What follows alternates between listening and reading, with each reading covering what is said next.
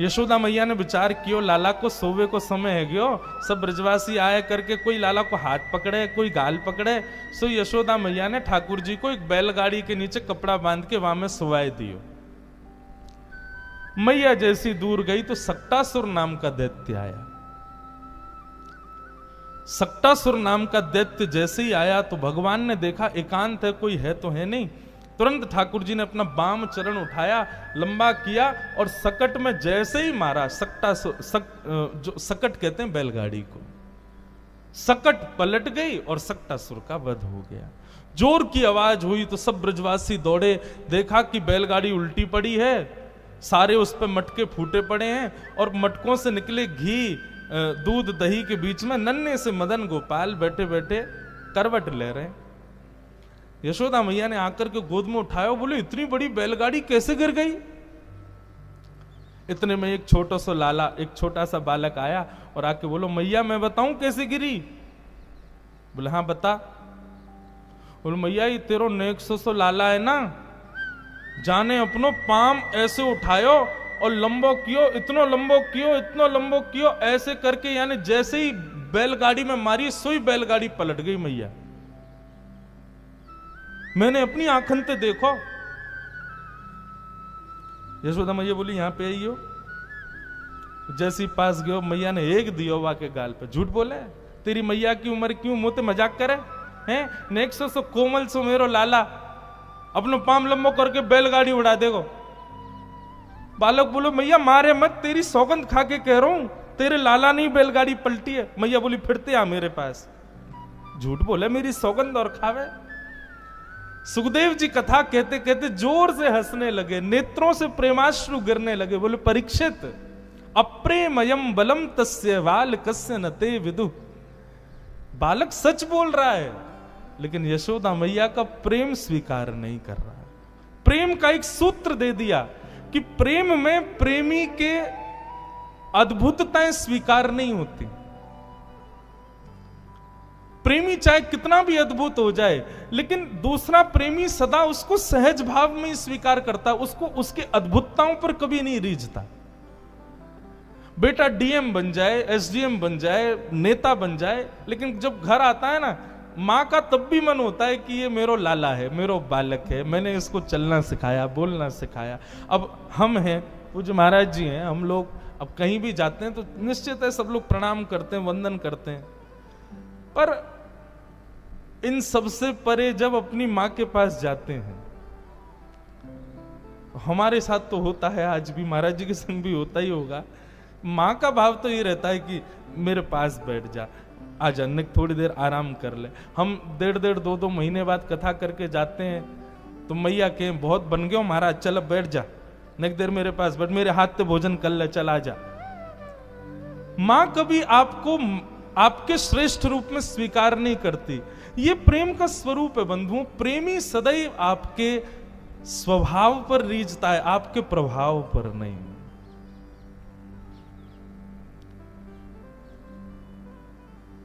कई लोग पूछते हैं कि ब्रजवासियों से इतना प्रेम क्यों करते हैं ठाकुर जी, तो मन में यही भाव आता है कि क्योंकि ब्रजवासियों ने ठाकुर जी के प्रभाव को कभी स्वीकार ही नहीं किया।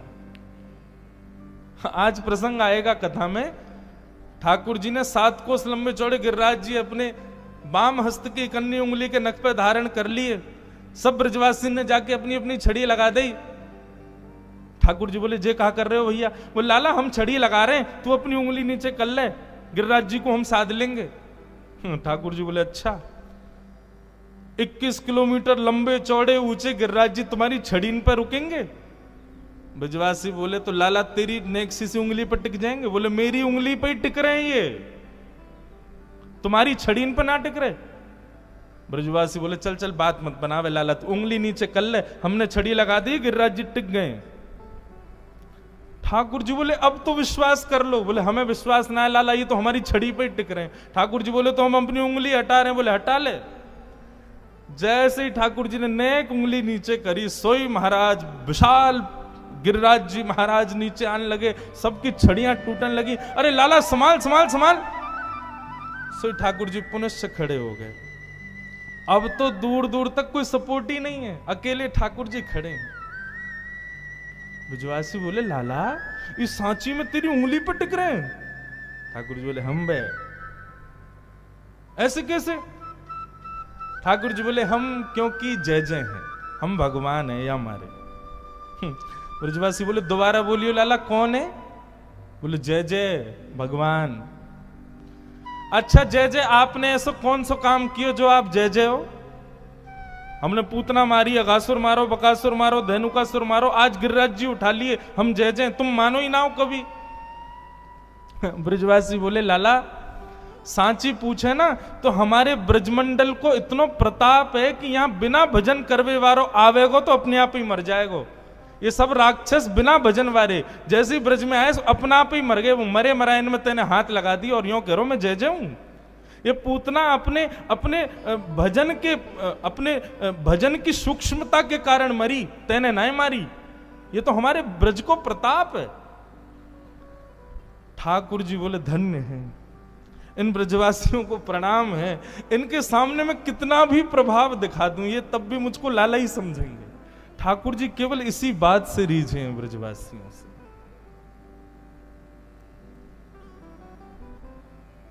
प्रेम में प्रभुत्व नहीं होता, प्रेम में प्रभाव नहीं होता, प्रेम में विशेष आपके आकर्षण के केंद्र बिंदु नहीं होते।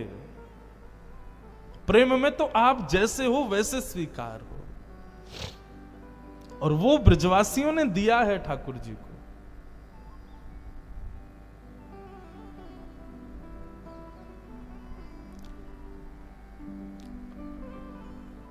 ठाकुर जी यशोदा मैया के अंग से लिपट करके भीतर चले गए। अब ठाकुर जी धीरे धीरे नकौर बड़े भय, 1 वर्ष के हो गए।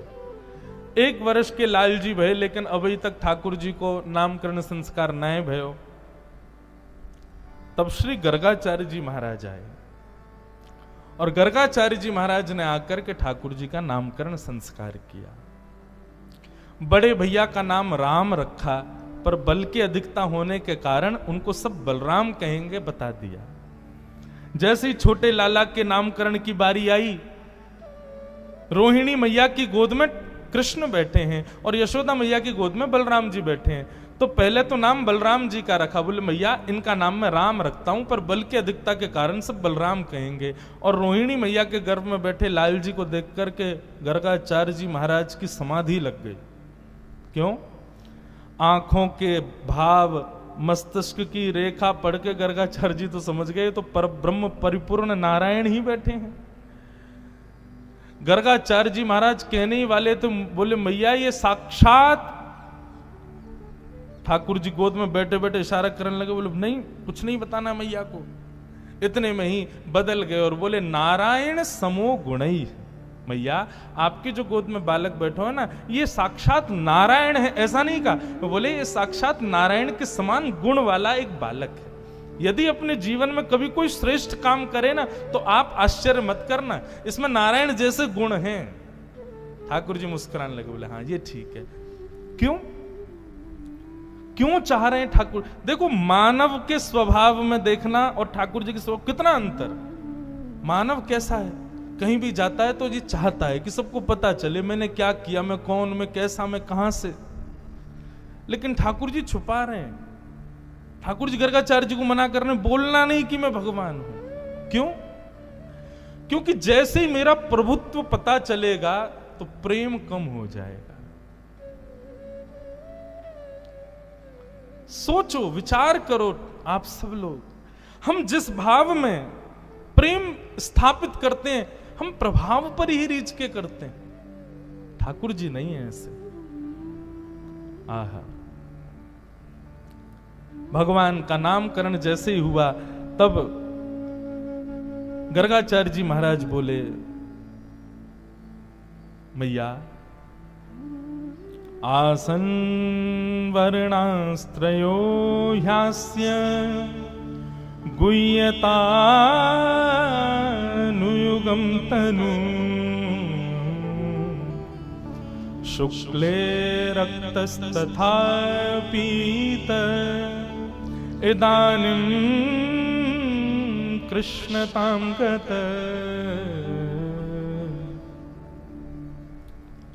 मैया आपकी गोद में जो ये बालक बैठा है, कभी रक्त वर्ण का हुआ, कभी श्वेत वर्ण का हुआ, कभी पीत वर्ण का हुआ, इस बार ये कृष्ण वर्ण का है, इसलिए मैं इसका नाम कृष्ण रखता हूं। इदानीम कृष्णताम गतः।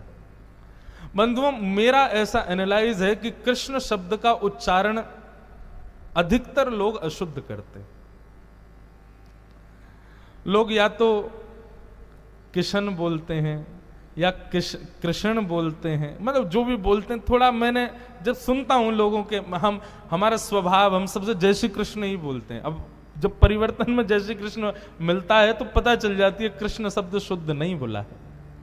कृष्ण, छोटे बालक, अत्यंत वृद्ध या फिर अत्यंत दुर्गुण विकार युक्त व्यक्ति, 3 प्रकार के लोग कृष्ण शब्द का शुद्ध उच्चारण नहीं कर पाते।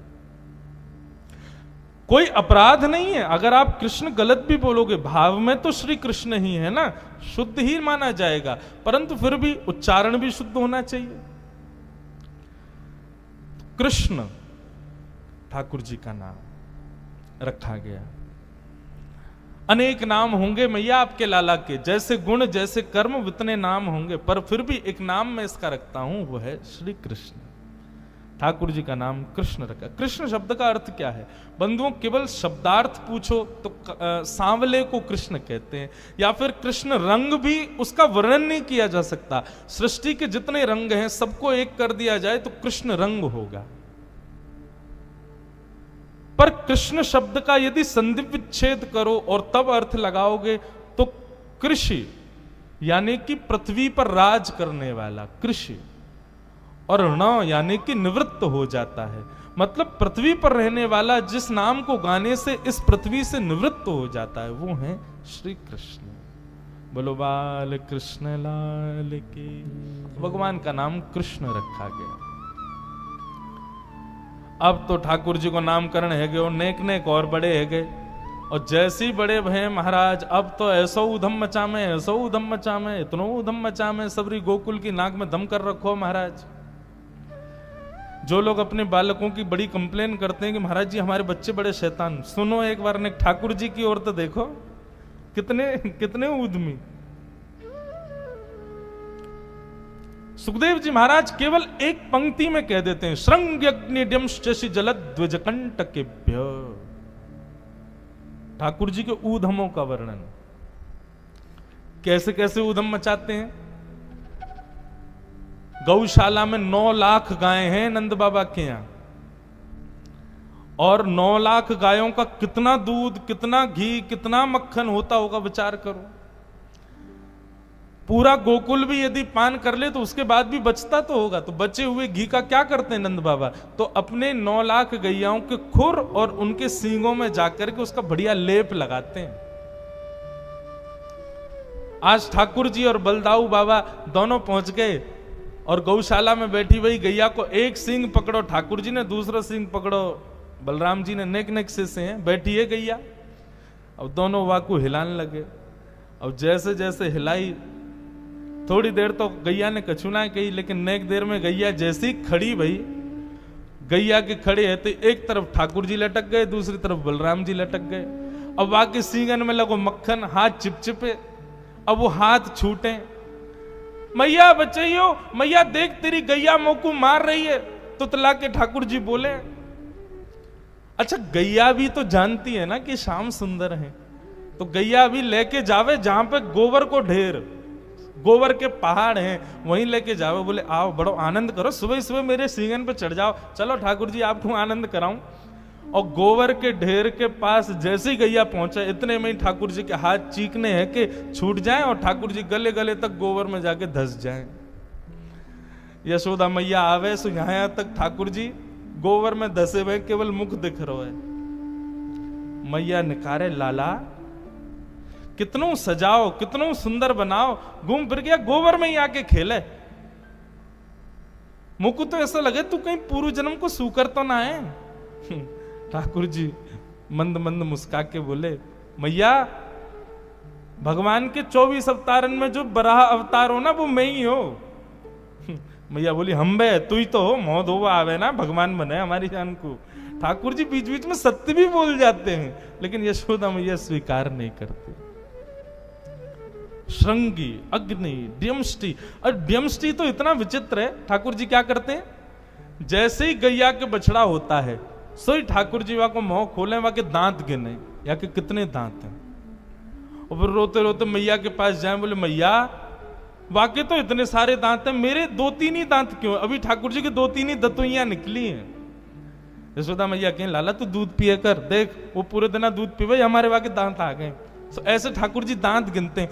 कभी कोई बंदर मिल जाए वहां को मुंह खोल के दांत गिने या कि कितने दांत हैं, फिर अपने गिने, जैसे ही अपने कम लगे सोई रोमे मैया के पास जाकर, मैया मेरा एक दांत कम है, देख वह बंदर को ज्यादा है। ऐसा ऐसा ठाकुर जी लीला करें।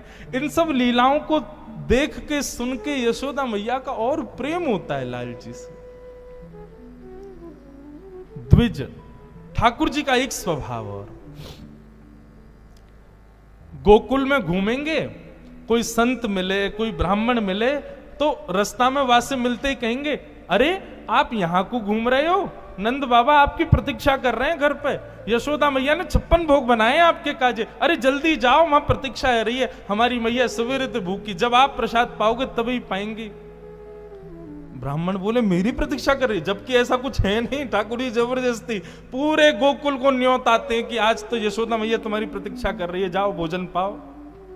मतलब यशोदा मैया कहें लाला मोए बता तो देकर तू कौन कौन को न्योतो दिया वे, पूरे दिन यहां पे भीड़ लगी रे। मैया मैं तो यूं चाहूं कि तू पूरे दिन बस लगी रे, हमारे घर में अन्नपूर्णा मैया सदा विराजमान रहे, ब्राह्मणों को खूब भोजन करा, संतन को खूब भोजन करा, मैया तेरो दान पुण्य कभी खत्म ना हो, मेरी तो ऐसी भावना। द्विज द्विजों से आनंद करते हैं। एक बार ठाकुर जी अपने समस्त ग्वाल बालों के संग पूजा खेल रहे थे, चारों तरफ ग्वाल बाल बैठे हैं, बीच में एक अग्नि कुंड बना करके, और ठाकुर जी आचार्य बन के बैठ गए, और सबरे ग्वाल बालन से बोले जैसे ही मैं कहूं स्वाहा तो सब सामग्री डालियो, और सामग्री क्या, सूखे पत्तों का चूरा। अब ठाकुर जी बोले स्वाहा डालो, ए मधुमंगल तू पीछे छूट जाए, समय पर डाले कर। श्रीदामा बोले लाला या यज्ञ ते होगो का? बोले या यज्ञ करवे ते हमारी सुंदर सुंदर बहू आमेंगी, हमारो ब्याह है जाएगो। ठाकुर जी कितने बड़े हैं, अभी 3.5 वर्ष के हैं बस। अब तो महाराज सवरे समय समय पे वह यज्ञ को करें। एक दिना मधुमंगल ने आकर के कही लाला मैंने तो सुनिए यज्ञ तब तक पूर्ण ना होवे जब तक ब्राह्मणन को भोजन नहीं कराओ। ठाकुर जी बोले तो ठीक है आज ब्राह्मणन को भोजन करा देंगे। यज्ञ के बाद ठाकुर जी गए और सारे गोकुल के ब्राह्मणों को न्योता दिया है, बोले आज यशोदा मैया ने यज्ञ कियो है, आप सब ब्राह्मणों को भोजन करवे के काजे घर बुलायो है। अच्छा ठाकुर जी को पता तो था कि रसोई चलती रहे नंद भवन में, लेकिन इतने ब्राह्मणों की व्यवस्था थोड़ी थी। सब ब्राह्मणों ने जैसे सुना नंद भवन में भोजन, तो महाराज सैकड़ों हजारों ब्राह्मण आज तैयार होकर पहुंच गए नंद भवन। यशोदा मैया ने जैसे देखे इतने सारे ब्राह्मण, मैया बोली सबन को प्रणाम, आप सब कैसे आए? मैया तुम्हारो लाला आयो निमंत्रण देवे कि आज घर में यज्ञ भयो, आप सबन को भोजन पानो है, हम सब तो प्रसाद पावे आए। मैया सर पे हाथ धर के बैठ गई, बोले कहां जाऊं या लाला ते, आज सबन को नहीं तो दिया है। बोले हम बे अच्छा मैं व्यवस्था तो करूंगी, लेकिन पहले तुम्हारे यजमान को तो ढूंढूं है कहां है। मैया गई सो ठाकुर जी पीछे खेल रहे ग्वाल बालन के संग।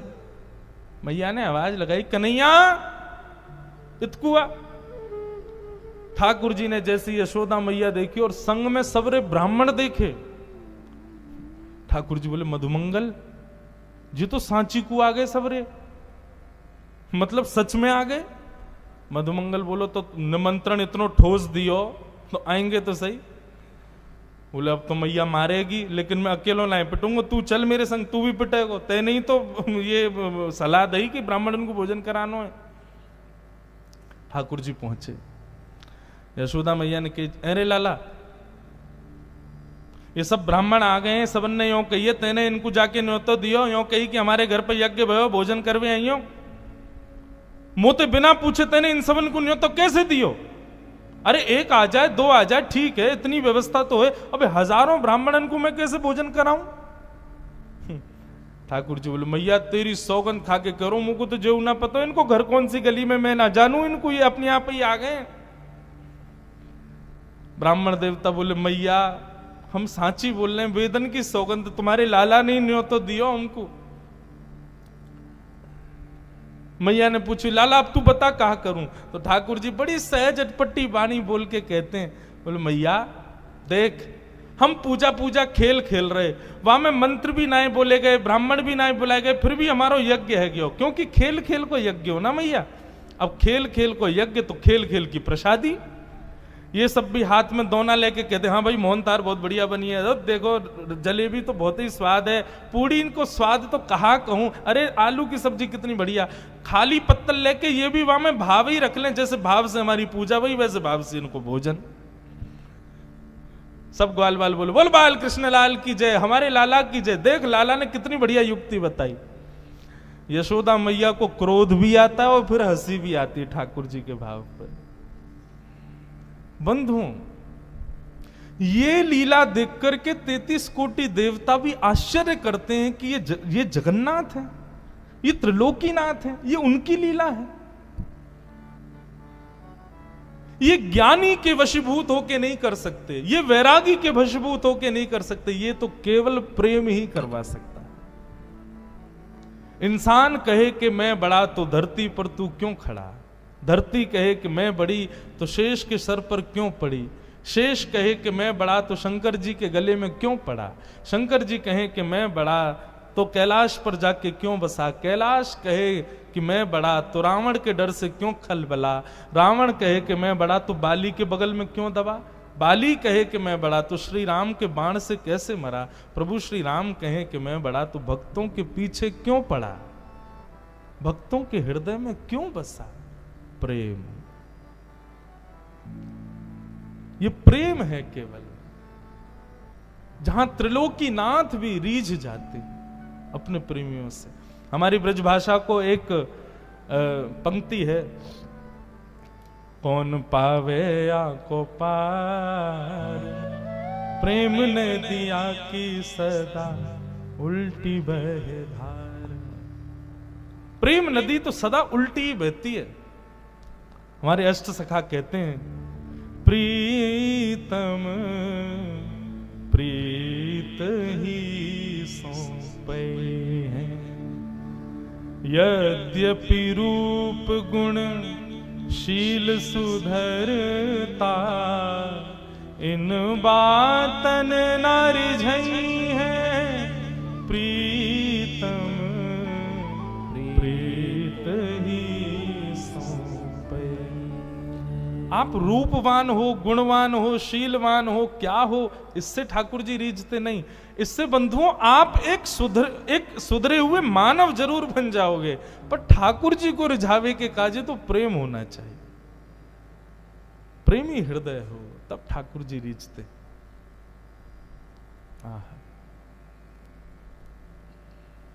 भगवान की मधुर लीला चल रही है। उसके बाद ठाकुर जी की माखन चोरी लीला आती है। बंधुओं, ठाकुर जी माखन क्यों चुराते हैं? 2-3 इसके कारण है, वो कहकर के फिर हम आगे चलेंगे, जल्दी जल्दी गोवर्धन पूजा की ओर बढ़ेंगे। पहला कारण, जो स्थिति युक्त कारण है, वो क्या है कि महाराज कंस ने समस्त ब्रजवासियों पर प्रतिबंध लगा रखा है कि वे लोग अपने घर दूध, घी, दही सामग्री इकट्ठा नहीं कर सकते। बहुत सावधानी से सुनो। कंस ने प्रतिबंधित किया हुआ है समस्त ब्रजवासियों को कि जो भी गौरस होगा सब मथुरा देना पड़ेगा कर के रूप में। इसलिए ब्रजवासी जितना भी दूध, घी, दही होता है सब ले जाते हैं, जाके मथुरा में दे आते हैं महाराज कंस के यहाँ। और ऐसा भी नहीं बेच के आते हैं, कर के रूप में, टैक्स के रूप में देख के आते हैं।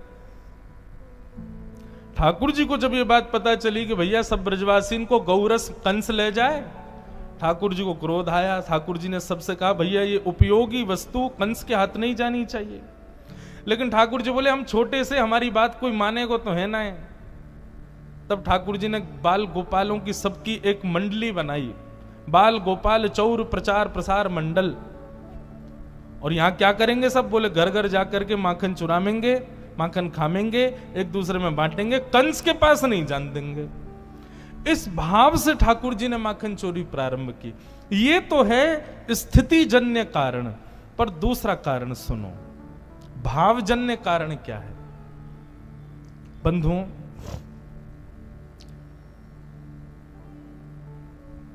एक तो होता है हम कोई वस्तु किसी को ऑफर करते हैं, एक होता है कि कोई व्यक्ति हमसे वस्तु मांगे, पर एक होता है कि ना ऑफर किया गया ना मांगा गया, व्यक्ति ने उस पर अधिकार मान के अपना बना लिया। तीन स्थिति होती है। अभी हमारी स्थिति क्या है? हम ठाकुर जी को नैवेद्य ऑफर करते हैं, मिठाई लाएंगे ऑफर करेंगे, पूड़ी बनाएंगे ऑफर करेंगे। पर भक्ति की स्थिति क्या कहती है कि अपनी स्थिति इतनी ऊंची ले जाओ कि ठाकुर जी उस वस्तु पर अपना ही अधिकार मान के उसको स्वीकार करें। आप दो मत, देने से पहले ही ठाकुर जी ले लें।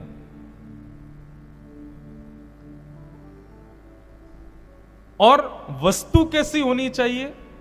जड़ नहीं, माखन, मक्खन जैसी। मक्खन का स्वभाव क्या होता है? मक्खन का स्वभाव होता है कि वो एक नरम होता है, और मक्खन का स्वभाव होता है कि कहीं भी यदि ताप देखे, कहीं भी यदि थोड़ा सा कष्ट देखे, थोड़ा ताप मिल जाए मक्खन को, तो पिघल जाता है। ठाकुर जी कैसे मन का हरण करते हैं? जो नवनीत जैसा हो, जो मक्खन जैसा हो। मतलब सबसे पहले तो कोमल, सरल, और किसी की भी पीड़ा देखे तो सहज में ही पिघल जाए, ऐसा हृदय जो हो, ठाकुर जी उस हृदय का हरण करते हैं। ये माखन चोरी लीला के पीछे भाव। अब बस लीला के रूप में तो बहुत कुछ किया ठाकुर जी ने, पर मूल कारण यही है, हमने अपना हृदय इतना कठोर बना लिया है, हम लोग इतने चतुर बन चुके हैं, इतनी ज्यादा चतुराई हमारे भीतर आ गई है कि ठाकुर जी ऐसे कहते हैं ना कि फ्रीजर में रखा हुआ मक्खन वो इतना गाढ़ा हो जाता है, किसी को मार दो तो चोट भी लग जाए। हम सब लोग फ्रीज हो चुके हैं, हमारा मन बिल्कुल जो है कठोर हो चुका है। इसलिए ठाकुर जी उस मन का हरण करते नहीं। हम ऑफर करते हैं तो भी ठाकुर जी उसको स्वीकार नहीं करते, वो नवनीत प्रिय हैं।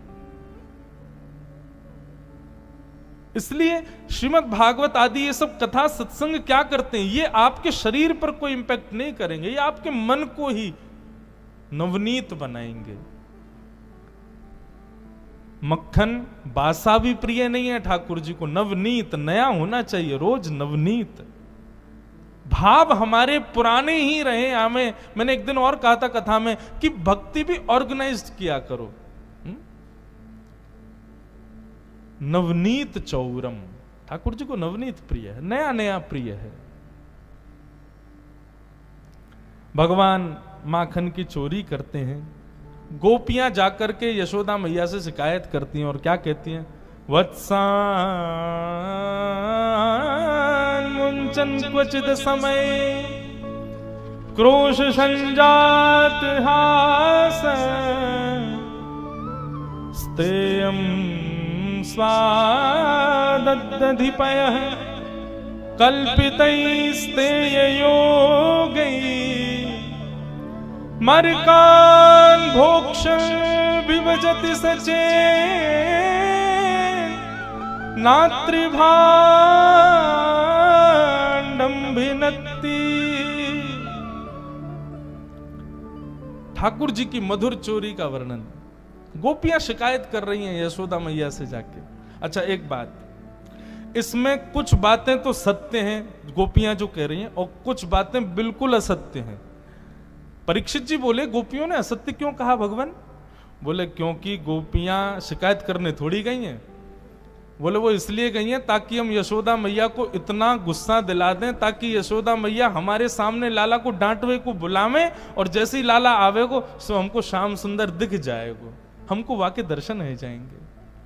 मतलब दर्शन के बहाने से शिकायत बना करके गोपियां जा रही हैं। यशोदा मैया के पास। बंधुओं एक बात स्पष्ट कर दें, ठाकुर जी की आयु कितनी है? 3.5 वर्ष। और गोपियां जो उल्हाने शिकायत लेकर के जा रही हैं, उनकी आयु यशोदा मैया के समकाल की हैं सारी गोपियां। लेकिन फिर भी ये दर्शन की अभिलाषा, प्रियतमत्व हृदय में आना, प्रेम ठाकुर जी के प्रति प्रकट होना, ये शोभा नहीं देता। बंधु यही तो बात है।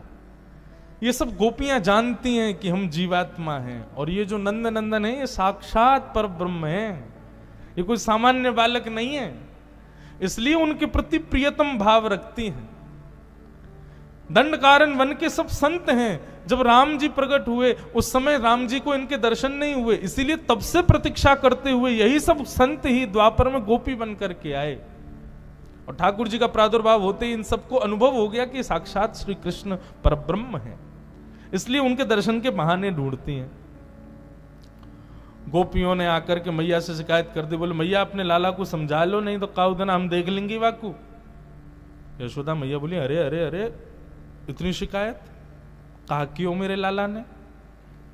तब गोपियां कहती वत्सान मुंचन क्वचित समय क्रोश संजात हास, तुम्हारो लाला हमारे बछड़ान को खोल के भाग जाए, सबरो दूध बछड़ा बछिया पी जाए, हम हमारे काजे बच्चे ही ना है। असमय मतलब दूध काढ़ने का जब समय होता है उससे 5 मिनट पहले ठाकुर जी बछड़ा बछिया खोल के भाग जाते हैं गोपियों की, सारा दूध बछड़ा बछिया पी जाते हैं, कुछ बचता ही नहीं गोपियों को।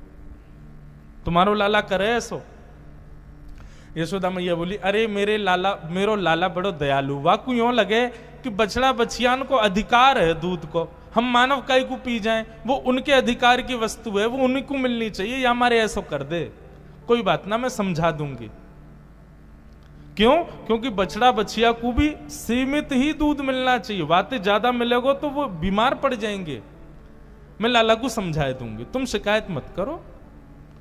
एक गोपी बोली इतनी हल्की बातन से काम ना चलेगा, कोई बड़ो ब्रह्मास्त्र छोड़ो जो यशोदा मैया को गुस्सा आवे। तो एक गोपी बोली मैया स्तेयम, तुम्हारो लाला चोरी करे। जैसी सुनी चोरी, मैया बोली काय बात की चोरी? गहने चुराए तुम्हारे, वस्त्र चुराए?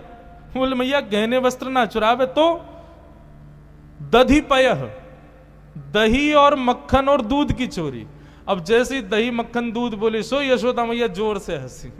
बोले मेरे घर में ना घी के कुआं हैं, दूध की नदी बहवे मेरे घर में, मक्खनन को इतना बड़ा भंडार है कि एक नगर बसाई दूंगी मक्खन को, और वाह घर को जन्मो लाला तुम्हारे घर में जाके मक्खन चुरावे। अरे गोपी बोल हुए तो पहले सोच भी ना रही हो, 9 लाख गैया है मेरे यहां। अरे बेचारो नेक सो लाला, कभी तुम्हारे घर आके खा गए हो तो वो कुछ चोरी को इल्जाम क्यों लगा रही हो?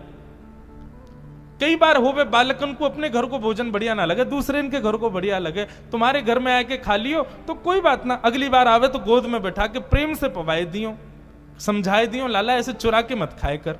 क्योंकि नंद भवन में तो वाको अधिकार है, वो जहां से जब चाहे लेके खा ले, वाको वो अधिकार पूरे गोकुल में लगे, या हमारे तुम्हारे घर तो बिना पूछे खा जाए और तुम वह चोरी समझो। गोपी बोली हम प्रेम से खवा के देख चुकी हैं। एक बार हमने आपके लाला को गोदी में बिठाया और कहा लाला हमारे हाथ ते पालियो, प्रेम ते पालियो।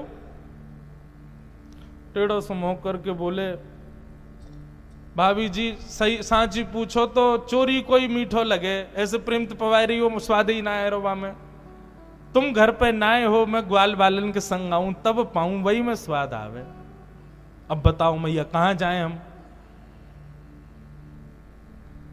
एक गोपी बोली अकेलो तुम्हारो लाला आ जाए तो भी हमको दिक्कत नहीं है, लेकिन जे तो पूरी फौज लेके चले। और कौन की फौज? बोले मर कान भोक्षण विभजति सचेन, जल सेना, वायु सेना, थल सेना, तीनों चले संग में प्रेसिडेंट के। बोले जल सेना कैसी? बोले जो ग्वाला मार्ग से ना जा पाए वो यमुना जी में तैरते बह जाएंगे, जहां पे भी इनको चोरी करनी हो। थल सेना सीधे सच्चे बन के लाला के संग चलेंगे कि उनको देख के ऐसा लगे इनसे ज्यादा सुपात्र पूरे गोकुल में कोई नहीं है। और वायु सेना बंदरन की है, मरकान भूषण, वो एक दूसरे छत्तन पे कूदते भय जामे और कू कू करके लाला को बताते रहे, लाला वहां टंगी है मटकी, वहां को आजा। मैया स्वयं खावे हमें दिक्कत नहीं, ग्वालन को खवावे, बंदरन को खवाए दे। एक गोपी बोली हमको या से भी दिक्कत नहीं कि वो सवन को खवावे। बोले नात्री भांडम भिनत्ती, अगर मक्खन बच जाए तो हम पर रहम ना करे कि वह को छोड़ के चलो जाए, डंडा लेके आवे मटकी फोड़ के चलो जाए और जितनो मक्खन गिरे पूरे घर में वह को लेप लगा जाए, ताकि हम जैसे ही यमुना जल भर के आमे चीकने फर्श पे पाम पड़ते ही लुढ़क के हम गिर जाए, हाथ पाम टूट जाए। ऐसो ऐसो उधम मचावे तुम्हारो लाला। यशोदा मैया आश्चर्य कर रही है, चुपचाप सुन रही है। बोले नेक्सो तो है, सही में कर ले ये सब? बोले हाँ मैया करे। अच्छा तुम एक काम करे करो, अपनी मटकी ऊंची बांधे करो। बोले मैया इतना बड़ो बांस लेके चले संग में, जैसी देखा ऊंची मटकी सो नीचे तो यो मारे फूट जाए, सो ओक लगा के सबरे मक्खन को पी जाए। सब शिकायतें कर रही हैं गोपियां। यहां पे कई बातें तो ऐसी भी हैं जो केवल बढ़ा चढ़ा करके बोली गई हैं, उनको मैं नहीं बताऊंगा। मेहनादी निवास्तव। मैया ये बात तो एक है, दूसरी बात और सुनो। बोले कहा, बोले जा घर से तुम्हारे लाला को मक्खन चोरी करवे को अवसर नहीं मिले तो भी हमारे रोने हैं। मक्खन चोरी कर ले तो रोने हैं ही हैं, लेकिन कोई घर में खूब प्रयास करने के बाद भी मक्खन नहीं चुरा पाया तो वह घर को एक भी सदस्य चैन से रह नहीं सके। तुम्हारो लाला एक चौक लेके चले और जा घर ते वाकू मक्खन चोरी करवे में उपयोगी ना बने, जा घर ते चोरी ना कर पाए, वह घर के बाहर एक निशान बना जाए। बोले ये या घर के लोगों को अब सुख नहीं मिलेगा। बोले कहा करे? एक गोपी बोली मैंने ऐसी ऐसी व्यवस्था कर दी तुम्हारो लाला चोरी नहीं कर पाए हो। एक दिन मेरे घर आ गए, मैं पंजीरी भूंज रही, वादना मेरे पतिदेव को जन्मदिन। घर आए के बोले भाभी जी क्या कर रही हो? मैंने की पंजीरी भूंज रही हूं। लाला आज तेरे भैया को जन्मदिन है, सत्यनारायण भगवान की कथा है, घर में आ जाइयो पंजीरी पाए। कमर पे हाथ धर के बोलो ये कौन है सत्यनारायण? बोल मैंने की लाला जय जय। भाभी तू सांची पूछे या पंजीरी को भोग मेरे को लगा? मैं असली जय जय हूं, मैं ही भगवान हूं, तू मेरो भोग लगाए ले। तो मैया मैंने नेक आनंद में नेक हाथ धर दी और यूं ही कह दी मोह धोवे आवे ना, नहावे धोवे है ना, बने जय जय। चलो जाए आते, नहाए धो के आया। सो टेढ़ो से मुंह करके बोलो तेने असली जय जय को अपमान क्यों है? भाभी तो को भोगना पड़ेगा। और भारतीय मैया जन कहां थे कुत्ता के 2 पिल्ला ले आयो और ले जा करके सत्यनारायण भगवान के सिंहासन पर बैठाई दिए। परमानंद दास को ठाकुर लायो पिल्ला घेर। और जाते जाते बोलो भाभी जी ने अपने जय जय को देख ली हो जाए के, बहुत सुंदर लग रहे हैं। मैं भागी मंदिर में जाए के मैंने देखी तो चतुर्भुज सत्यनारायण भगवान के दोनों तरफ पिल्ला बैठे। ऐसा उधम मचावे तुम्हारो लाला। ये वाह घर की कंडीशन है, जा घर ते या लाला को मक्खन चोरी करवे को नहीं मिले। पूरा मंदिर धोयो मैंने, फिर तो गोबर को चौका लगायो। ऐसे ऐसे ऐसे उधम मचावे तुम्हारो लाला। और फिर भी सत्यनारायण कथा में आयो नहीं। एक सखा के द्वारा संदेश भिजवायो कि तने असली जय जय को अपमान कियो या हमारे आज तेरी कथा सुनवे मैं नहीं आऊंगा। रात में आए जब मेरे पति सो गए और मैं सो गई, खिड़की में से आए के मेरे पति की लंबी दाढ़ी मेरी चोटी तो गुर्र गांठ मार के भाग गए। अब रात में जब मेरे पति उठे वो कहें क्या कर रही हो क्या कर रही हो? मैं कहूं क्या कर रहे हो क्या करो? उनकी चोटी खींचे मेरी दाढ़ी, उनकी दाढ़ी खींचे मेरी चोटी खींचे। ऐसो उदम मचावे तुम्हारो लाला। यशोदा मैया बोली नहीं, वो तो बड़ो कोमल सो है, बड़ो सीधो सो है, कैसे कर सके? बोलो मैया तुम्हें लगे सीधो है ना है? गोपियां सब एक दूसरे को उंगली से नोचती भी जा रही हैं। बोले हाँ काम हो रहा है। यशोदा मैया को क्रोध आएगा तभी तो कन्हैया आवेगा। अनेक बातें जब सब गोपियों ने कही तब यशोदा मैया को क्रोध आया और ठाकुर जी बुलाए, लाला ओ कन्हैया जल्दी आ। ठाकुर जी पलना में सोए, नेक्से से लाला उठ करके जैसे ही अपनी आंख मीड़ी, महाराज रात में लगामे मैया काजर, वो काजर पूरा फैल गयो, श्री जगन्नाथ भगवान जैसी पूरी आंख है गई, छम छम छम पायल बज रही है, नेक्से से चरण है ठाकुर जी के, उतर करके आ रहे हैं यशोदा मैया के पास। बंधुओं, सुबह सुबह बालक जब उठता है ना तो उसको कोई नहीं चाहिए, अपनी मैया की गोद चाहिए बस। आज तक कभी भी ऐसा नहीं हुआ कि यशोदा मैया ने ऐसे आवाज लगा के ठाकुर जी को उठाए हो। ठाकुर जी के पास तो मैया जावे, हाथ पाम दबावे मैया लाल जी के, प्रार्थना करे, लाला उठ जा, तेरे पाम पूज रही हूं, देख तेरे काजे बंसी लाई हूं, देख तेरे काजे मक्खन लाई हूं। लेकिन आज इतनी जोर से मैया नाराज है रही है। ठाकुर जी बोले कहा है गो? जैसे नीचे आकर के देखी इतनी सारी गोपियां खड़ी हैं। देखे बिन कान्हा जब मन नाही माना, इन आंखों से आज हमने ब्रह्म पहचाना है। कृष्ण चरण कमलों में मन को लगाना, इन गोपियों का ताना ये उलाना तो बहाना है। बहाना। ठाकुर जी के जैसे ही दर्शन भये सब गोपियों का चित्त प्रसन्न हो गया। यशोदा मैया ने लाला के दोनों हाथ पकड़े, अरे लाला ऐसा ऐसा उधम मचावे। ठाकुर जी के नेत्रन से 2 बिंदु गिर रहे हैं आंसू के। बोले मैया मैं सौगंध खा रहा हूं, मैंने नहीं क्यों झूठ बोल रही है सबरी। ठाकुर जी के मधुर दर्शन करके सब गोपियों ने यशोदा मैया को रोका, मैया मैया बस बस बस, अब ज्यादा कछु मत कहो, बस है क्यों। गोपियां तो चली गईं। यशोदा मैया ने लाला को भीतर कक्ष में ले जाए के दूध पिवाए और गोद में बैठाई। बोले लाला तू चोरी ना करो कर, सौगंध खा, आज के बाद चोरी ना करेगो। ठाकुर जी बोले ठीक है मैया नहीं करूंगा, लेकिन मेरी एक बात सुन, बदले में मुंह को कहां मिलेगो। मैया बोली बता कहा चाहिए तो, जो कहेगो सो दूंगी। हमारे ब्रज का एक भाव है। ठाकुर जी कहा कह रहे हैं, सौ खाऊं पर घर ना जाऊं मैया, अब ना करूंगो चोरी, अब ना करूंगो। पर सांची कह कब लावेगी मोकू तो दुल्हन गोरी। मैया मुझे बता मेरो ब्याह कब करावेगी। मैया बोली 3.5 वर्ष को तू पता ब्याह का थे कहीं ब्याह करनो तो को।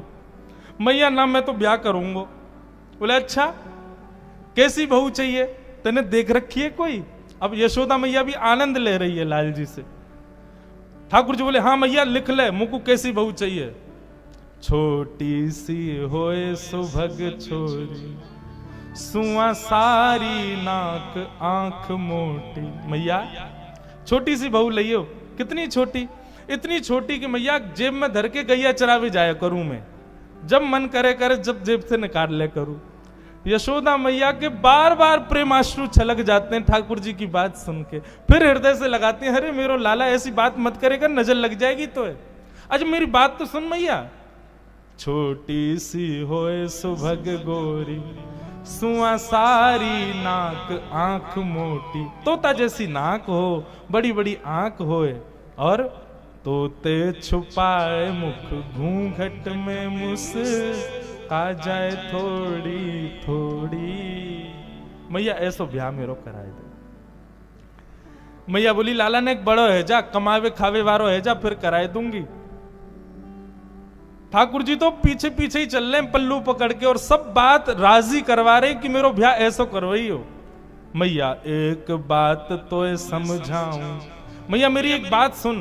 बोले कहा, मैं जब ब्याह करवे जाऊंगा ना, सबन को संग लेके जाऊंगा, सबरे गोकुल के मेरे संग जामेंगे, नंद बाबा जाएंगे, यशोदा रोहिणी मैया सब मेरे संग जाएंगे ब्याह में, लेकिन बलदाऊ संग न ले जाऊं, या बलराम ना लेके जाऊंगा मैं संग में। यशोदा मैया बोली क्यों, बलराम ने तेरो का बिगाड़ो। अरे मैया तू जाने ना है, जे गोरो है मैं कारो हूं, कहीं मारा डांटते समय बहू को मन आ गयो, नहीं गोरो पति चाहिए, वो जाके गरे में डाल दी तो भैया मेरा तो ब्याह टूट जाएगा, मैं बलराम को संग नहीं लेके जाऊंगा। मोए गोरो दुल्हा बनाए दी जो कहूं, हंसे न वहां की छोरी। आहा, बलैया ले भैया ऐसे ठाकुर जी की। ये जगत नियंता है, जगदाधार है, त्रिलोकी नाथ, केवल प्रेम के वश होकर के ब्रज में ऐसी लीला कर रहे हैं। ऐसे ठाकुर जी को हम बारंबार प्रणाम करते हैं। बहुत लीलाएं बंधुओं, इतनी लीलाएं कि पूरी एक सप्ताह लीला में ही सुन लो, इतनी मधुर लीला ठाकुर जी की। उन सबको हम प्रणाम मात्र करते हैं। बस प्रार्थना करते हैं इस जीवन काल में मृत्यु हो उससे पूर्व कभी ठाकुर जी की एक लीला की झलक हमको दिख जाए। भीष्म पितामह यही बात कहते कहते चले गए कि ठाकुर जी अगले जन्म में मुझको ब्रज की गोपी बनाना, ताकि ऐसा दर्शन मुझको भी हो, आपके इन मधुर भावों को मैं भी देख पाऊं नाथ, ये कृपा मुझ पर करना। हमारे यहां कहें एहो विधि ना तो पे अचरा पसार मांगू, जन्म जन्म दीजो याही ब्रज बसी हो, या ब्रज में जन्म दीजो हे विधाता, ताकि ऐसे ठाकुर जी की मंगल लीलान को हमको अनुभव हो सके। बोलो बाल कृष्ण लाल की। अब चलो जल्दी जल्दी गोवर्धन लीला की ओर चलें। कुछ लीलाओं को सूक्ष्म कहते हुए चलेंगे, महाराज जी का भी भाव हम लोग श्रवण करेंगे। भगवान थोड़े थोड़े बड़े हुए। एक दिन बंधुओं दामोदर मास चल रहा है, इसको कार्तिक मास दामोदर मास दोनों नाम से जाना जाता है। इसी दामोदर मास की ये लीला है, इसको दामोदर लीला कहते हैं। ठाकुर जी आज प्रातःकाल उठ करके यशोदा मैया की गोद में जाके बैठे और कुछ लीला कर रहे थे। पता नहीं ठाकुर जी ने, जैसी मैया ने दूर गई सो ठाकुर जी ने एक मटकी फोड़ दी। वो मटकी यशोदा मैया की पर सास के जमाने की। मैया बोली लाला बाहर तो उधम मचावे, घर में मचाने लगो, आज यदि याकू दंड नहीं दियो तो उधमी है जाएगो। यशोदा मैया पीछे पीछे भागी छड़ी लेके, जैसे तैसे ठाकुर जी पकड़े और ऊखल से बांध दिए। कहमे कि ठाकुर जी बहुत देर तक तो बंधे नहीं। मैया ने खूब बड़ी बड़ी रस्सी लाई, लेकिन सब रस्सी छोटी पड़ जाए। क्यों? यहां आध्यात्मिक भाव प्रकट हो जाता है कि परब्रह्म को कोई नहीं बांध सकता, किसी में सामर्थ्य नहीं कि वो जगत नियंता जगदाधार को बांध सके। लेकिन यशोदा मैया के मुखमंडल पर जब प्रश्वेत के बिंदु ठाकुर जी ने देखे, पसीना आ रहा है, तो अपने भक्त के प्रति ठाकुर जी प्रेमी हो गए, सहज हो गए, वात्सल्य आ गया ठाकुर जी के हृदय में। जैसे ही ठाकुर जी के हृदय में प्रेम अपने भक्त के प्रति प्रकट हुआ, सो ही ठाकुर जी उस रस्सी में बंध गए। दामोदर, उदर में जो रस्सी को समेट रहे थे बार बार, इसीलिए उनका नाम पड़ा दामोदर। यही दामोदर मास है। तो ये दामोदर मास इसलिए श्रेष्ठ माना जाता है कि इस मास में ठाकुर जी अपने भक्त के सहज सरल प्रेम पर भी मोहित हो जाते हैं और उसके अधीन हो जाते हैं, उसके भाव में बंध जाते हैं। इसलिए इन दामोदर मास में की गई भक्ति साधना, और सबसे बड़ी बात बंधुओं प्रेम साधना, ठाकुर जी उसको स्वीकार करते हैं। इसलिए दामोदर मास बहुत श्रेष्ठ है। इसलिए आप सबसे प्रार्थना, आप सबके लाल जी को खूब प्रेम करियो, खूब प्रेम भाव प्रस्तुत करियो एक मास पर्यंत। वैसे तो एक मास पर्यंत तो शुरुआती लोगों के लिए है, पर एक मास पर्यंत नहीं, फिर तो जीवन मास पर्यंत, जीवन पर्यंत प्रेम प्रदान करो। ठाकुर जी बंध गए। यशोदा मैया बोली आज ना तो कोई रोटी मिलेगी ना माखन मिलेगा, चल खड़ो रहे यहीं पे, बहुत उधम मचावे। ठाकुर जी सरक सरक के आगे गए तो दो वृक्ष यमलार्जुन के खड़े थे। जैसे ही बीच से निकले दोनों वृक्ष टूट के गिर गए। कुबेर के पुत्र नल कुंवर और मणिग्रीव प्रकट हुए। दोनों ने भगवान की स्तुति गाई। बंधुओं, ये कुबेर के पुत्रों को नारद जी ने श्राप दिया था, इसलिए वे दोनों वृक्ष बन गए थे, पर भगवत स्पर्श प्राप्त करते ही दोनों मुक्त हो गए। भगवान की स्तुति गाई, भगवान ने उनको मुक्त कर दिया। जैसे ही वृक्ष गिरे, जोर की आवाज हुई, ब्रजवासी दौड़ करके देखे तो ऊखल में ठाकुर जी बंधे हैं और दोनों तरफ वृक्ष गिरे पड़े हैं। यशोदा मैया ये दृश्य देख के बहुत घबरा गए। लाला को आके देखो कहीं लगी तो नहीं। ठाकुर जी गले से लग गए, ना मैया मैं ठीक हूं। लेकिन यशोदा मैया ने नंद बाबा से जाए के बोली, अब हम कहीं और जाएंगे, हमारे लाला को यहां पीड़ा है रही है। तब सब ब्रजवासियों के सहित ठाकुर जी वृंदावन पधारे।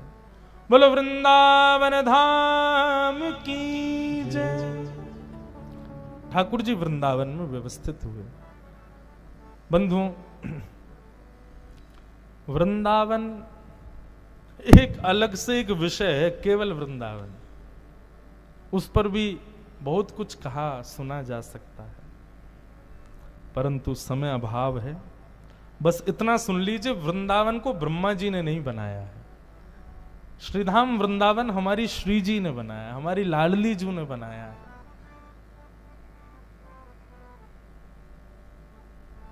वृंदावन के कई अनंत रसिक जन सब भाव व्यक्त करते हैं। इसलिए मैं एक वृंदावन रसामृत करके एक पद बनाया, मैं गाता हूं हमारे वृंदावन के सप्तनिधियों को प्रणाम करने के लिए। पर पूरा पद नहीं गाऊंगा, बहुत लंबा है, बस 2 पंक्ति गा देता हूं। श्यामा हृदय कमल सो प्रगट्यो, श्यामा हृदय कमल सो प्रगट्यो, श्यामा हृदय कमल सो प्रगट्यो, श्यामा हृदय कमल सो प्रगट्यो, श्याम हृदय कुभार, वृंदावन प्यारो वृंदावन, ओ वृंदावन प्यारो वृंदावन, हे वृंदावन मेरो वृंदावन, हे वृंदावन प्यारो वृंदावन, श्यामा हृदय कमल सो प्रगट्यो, श्यामा हृदय कमल सो प्रगट्यो, और श्याम हृदय कुभार, वृंदावन प्यारो वृंदावन,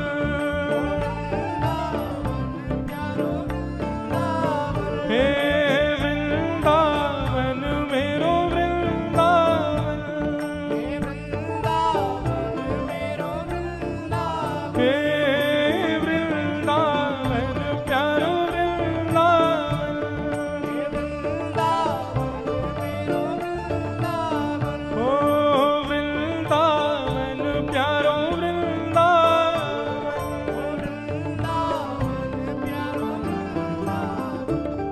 बोलो वृंदावन धाम की। हमारे वृंदावन में सप्तनिधि बताए जाते हैं। गोविंद देव जी, गोपीनाथ जी, मदन मोहन जी, राधा रमण जी, राधा वल्लभ जी, बांके बिहारी, युगल किशोर, उन 7 निधियों को इस पद में प्रणाम किया गया है। पर अभी समय अभाव, कल सुनाएंगे पूरा पद। तो वृंदावन पहुंचे। बंधुओं, वृंदावन के विषय में श्रीमद् भागवत जी में एक ऐसा शब्द है जो अन्यत्र कहीं भी ठाकुर जी गए वहां के लिए ये शब्द प्रयोग नहीं किया। वृंदावनम संप्रविश्य सर्वकाल सुखावहम। ये सर्वकाल सुखावहम मतलब ठाकुर जी द्वारिका भी गए हैं, ठाकुर जी अन्य अन्य स्थानों पर भी गए, परंतु वृंदावन आकर के सर्वकाल सुखी।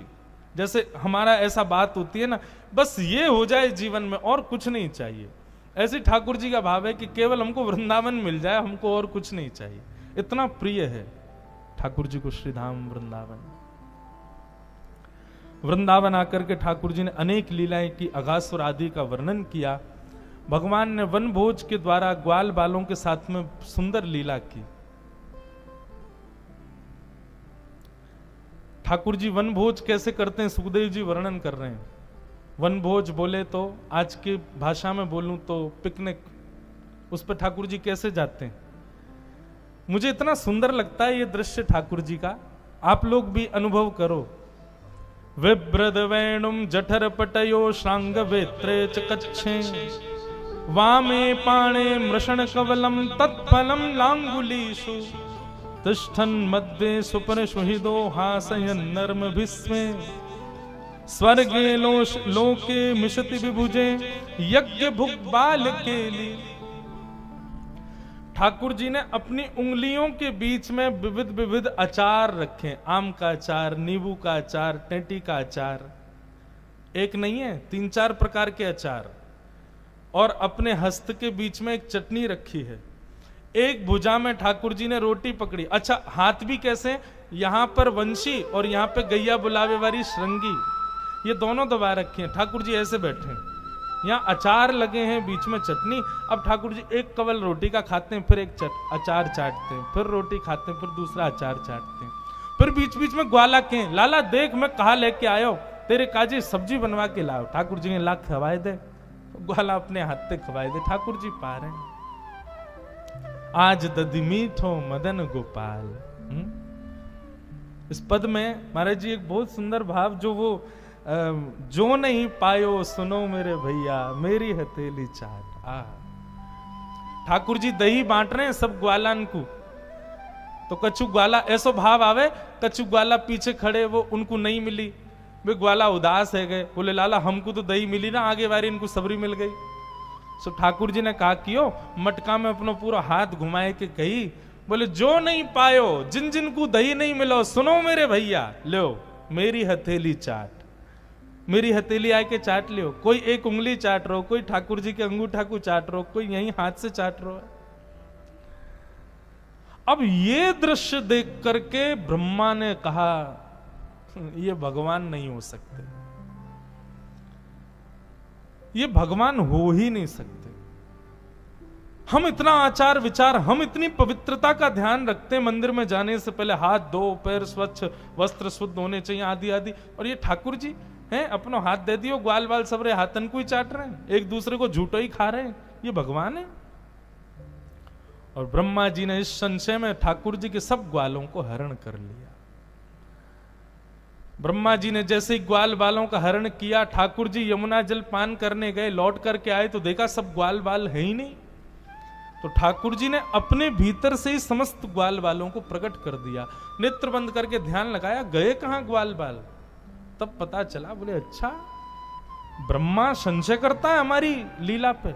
सोचो बंधुओं, ब्रह्मा का एक मुख नहीं है, चतुर्मुख है ब्रह्मा, मतलब हमारे पास 2 आंख हैं, ब्रह्मा के पास में 4 मुख हैं, सब में 2-2 आंख, सब में एक एक बुद्धि। फिर भी ब्रह्मा ठाकुर जी की लीला को चकित हो गया, तो हम क्यों नहीं होंगे? हमारे हृदय में संशय क्यों नहीं आएगा? ब्रह्मा की आ जाता है।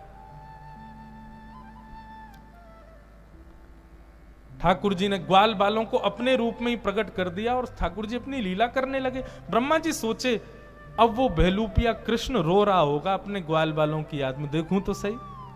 नीचे आके ब्रह्मा जी ने देखा तो जितने ग्वाल बालों का हरण किया वो सब घूम रहे थे। ब्रह्मा जी बोले ओहो बहुत बड़ी मिस्टेक हो गई है। तो सोचे भगवान से क्षमा मांगूं, लेकिन ऐसे नहीं, ग्वाल बालों को पहले ब्रह्मलोक से ले आऊं फिर क्षमा मांगूंगा। जैसे ही ब्रह्मा जी ब्रह्मलोक पहुंचे, ठाकुर जी ब्रह्मा जी से पहले पहुंच गए ब्रह्मलोक, और द्वारपालों के ब्रह्मा जी का रूप धारण करके गए भगवान, और द्वारपालों से बोला मेरे जैसा दिखने वाला दूसरा कोई आवे तो भगा देना उसको यहां से, आजकल बेलूपिया बहुत घूम रहे हैं। और ठाकुर जी भीतर जाके विराजमान हो, असली ब्रह्मा पहुंचे। द्वारपालों ने मार्ग रोक दिया। ब्रह्मा जी बोले मैं ब्रह्मा हूं। बोले चल भक्त, तेरे जैसे बहुत ब्रह्मा घूमते हैं यहाँ पे, हमारा ब्रह्मा तो भीतर बैठो है। ब्रह्मा जी बोले मैं ही ब्रह्मा हूं। बोले झूठ बोल रहा है, ब्रह्मा तो भीतर है। अंत में ब्रह्मा जी का भेद खुल गया। भैया ये मैं काय बात का अभिमान करता हूं कि मैंने सृष्टि बनाई, मैंने जैसा बनाया वैसा कोई बन नहीं सकता। ये शक्ति तो केवल नारायण में है, केवल परब्रह्म में है, योगेश्वर कृष्ण में है। ब्रह्मा जी ने स्वीकार कर लिया कि मैं नकली ब्रह्मा, मैं नकली ब्रह्मा, मैं बेलूपिया हूं, असली वही है जो भीतर बैठे। पर एक बार मुझे उनका दर्शन करा दो। जैसे ही ब्रह्मा जी ब्रह्मलोक में भीतर गए तो सबको तो ब्रह्मलोक में भीतर ब्रह्मा जी दिख रहे थे, लेकिन ब्रह्मा को साक्षात शंख चक्र गदा पद्मधारी श्रीमन नारायण दिखाई दे रहे थे। ब्रह्मा जी ने कान पकड़े, बोले भगवान गलती हो गई, सॉरी। और ब्रह्मा जी ने यहां स्तुति गाई, उसको ब्रह्म स्तुति कहते हैं। बंधुओं, ब्रह्म स्तुति बहुत बड़ी है, 3-4 दिन का प्रवचन इसमें ही लग जाए, पर ब्रह्म स्तुति की एक विशेषता है। हम लोग कितने चतुर हैं, सोचो हमको बनाने वाला ब्रह्मा कितना चतुर होगा। ब्रह्म स्तुति में ब्रह्मा जी की चतुराई दिखती है। एक श्लोक सुना देते हैं, ब्रह्मा जी क्या कह रहे हैं, ठाकुर जी से क्षमा मांगते हुए कह रहे हैं कि भगवान, उच्छेपणम गर्भगतस्तपादयो किम कल्पते मातुरजोक्ष जाग से। भगवान, गर्भ में जब बालक होता है मां के, वो कभी कभी हाथ पैर चलाता है तो मां को दर्द होता है। भगवान बोले हाँ, तो क्या गर्भ के बालक की उस हाथ पैर चलाने की क्रिया से मां को जब दर्द होता है तो क्या मां अपने बालक से नाराज हो जाती है? भगवान बोले नहीं। तो ऐसे ही भगवान, ये पूरा ब्रह्मांड आपके उदर में है और उस उदर का मैं ब्रह्मा भी एक बालक हूं। यदि मैंने छोटी सी गलती कर दी तो आप मुझसे नाराज क्यों हो गए? भगवान, मैं आपके गर्भ का बालक नहीं हूं? भगवान अपलक नेत्रों से क्रोध में भर के ब्रह्मा को देखने लगे, बोले चतुर तो बहुत हो तुम, बातें बाक पटुता तो बहुत है तुम्हारे पास में, बातें बनानी तो बहुत अच्छी है। एक बात और बताएं बंधु, बहुत अपराध करने वाला व्यक्ति ऐसी बाक पटुता सीख जाता है, सिखानी नहीं पड़ती, आ जाती है उसके अंदर। वो बात बात में बाक पटुता एक होती है, बात कहना और करना भी, लेकिन कई लोग ऐसे होते हैं उनके पास केवल बातें होती हैं रिझाने के लिए। शास्त्रों में वर्णन है कि प्रवचन देने वाला भगवान को प्राप्त नहीं कर सकता, क्योंकि प्रवचन देने वाला केवल लुभाने के लिए ही प्रवचन देता है। उसका प्रवचन जब खुद पर लागू करे तब ठाकुर जी मिलते हैं। तो इसलिए वक्ताओं को चाहिए जो कहें वो करें, और या फिर वही कहें जो वो करते हैं। उसके अतिरिक्त यदि वो कुछ कहेंगे तो उनकी बात का प्रभाव नहीं होगा। ब्रह्मा जी ने स्तुति गाई, ठाकुर जी नहीं माने, ना रीझे ब्रह्मा जी से। आगे श्रीमद् भागवत में बंधुओं अनेक और कथाएं आई। भगवान की पौगंड अवस्था का वर्णन, ठाकुर जी गौ चारण करने जाते हैं उस लीला का वर्णन, धेनुकासुर के वध का वर्णन श्रीमद् भागवत में। फिर आगे ऋतुओं का वर्णन करते हुए वेणु गीत का वर्णन किया। बहुत सुंदर है वेणु गीत। बर्हा पीडम नटवर वपु कर्णयो कर्णकारम विव्रद वासः कनक कपिसं वैजयन्तीं चमाला रन्ध्रान् वेणुवधर सुधया पूरयन् गोपवृन्दै वृंदारण्यम स्वपदरमण प्राविशद गीत कीर्ति। वेणु गीत का एक अगर मैं आज की भाषा में नाम लूं तो लाइव टेलीकास्ट। मतलब ठाकुर जी वन में जाके वंशी बजाते हैं और उस वंशी को अपने अपने घर में बैठी गोपियां जब सुनती हैं तो सबके नेत्र बंद हो जाते हैं, और गोपियां जैसे ही नेत्र बंद करती हैं तो प्रत्यक्ष किलोमीटरों दूर ठाकुर जी वन में जो लीला कर रहे होते हैं वो गोपियों को दिखने लग जाती है। ये वेणु गीत है। ऐसे वेणु गीत का वर्णन किया गया।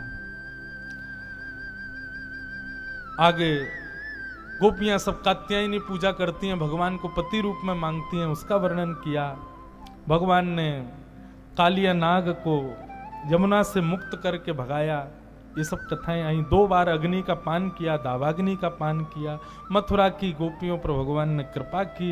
इस प्रकार सब भाव यहां सुनाए गए।